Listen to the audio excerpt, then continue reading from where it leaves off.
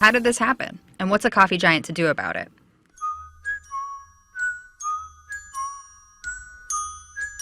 The year is 1970. Three college friends, Zev Siegel, Jerry Baldwin, and Gordon Boker, decide to get into the coffee business. They found a mentor in Alfred Peet, founder of Peet's Coffee, and the man responsible for bringing custom coffee roasting to the U.S. He knew the coffee industry inside and out, especially the gourmet end. He was the most educated coffee guy in the country at that time.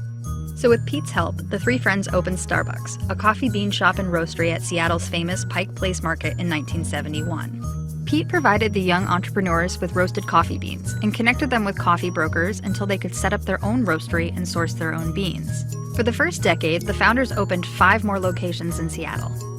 At this point, contemporary coffee consumers might have noticed a glaring absence: actual coffee drinks. But that's the thing about the 70s coffee culture.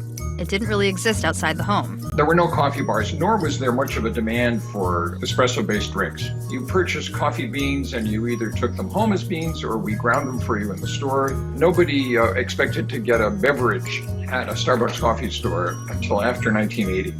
Starbucks' initial focus was bringing high-quality beans to consumers who were more accustomed to instant or canned coffee. But that changed with the addition of one man. The company hired its first really professional director of marketing and sales. And that man was Howard Schultz. And he couldn't figure out why we weren't selling beverages. In 1983, Schultz travels to Italy and returns with an idea: turn the coffee bean stores into cafes.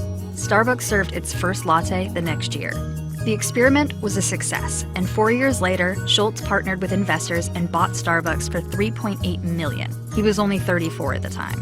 Schultz pursued a strategy of aggressive expansion. By the time the company went public in 1992, it had 165 stores. By 1996, it had opened more than 1,000 locations, including its first international cafes in Japan and Singapore. Growth was so rapid that just 3 years later, Starbucks opened its 2,000th location. Once they found a business model that worked, that translated to other geographies, that gave them the opportunity to really accelerate growth, really put the pedal to the metal in terms of expanding across the globe.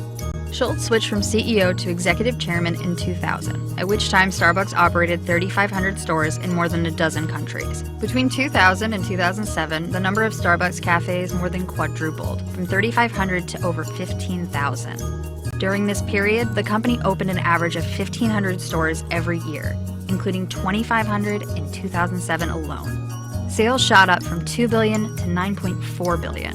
Consumers were increasingly ditching their kitchen mugs for these iconic paper-to-go cups. But then Starbucks hit a wall.